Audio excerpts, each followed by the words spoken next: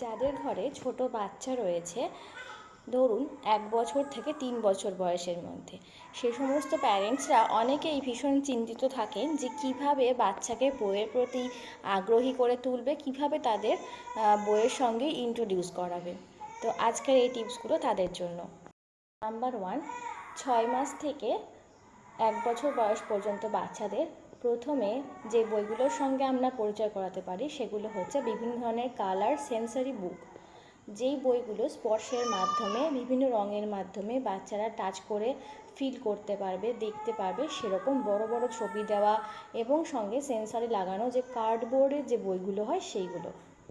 দ্বিতীয়ত, 1 থেকে 2 বছরের বাচ্চাদের মধ্যে অল্প অল্প লেখা সমেত বড় বড় করে ছবি দেওয়া গল্প বা বিভিন্ন ধরনের ছড়ার যে বইগুলো হয় সেগুলোর সঙ্গে আমরা পরিচয় করাতে পারি।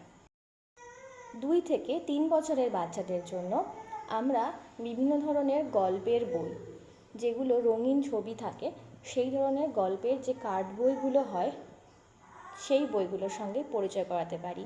এবং সেই ক্ষেত্রে বা বেবিকে যখন আপনি পড়াবেন তার সঙ্গে সঙ্গে নিজেকেও পড়তে হবে। আপনি বই পড়লে আপনাকে দেখে দেখেও আপনার বাচ্চা বই পড়ার প্রতি আগ্রহী হয়ে উঠবে।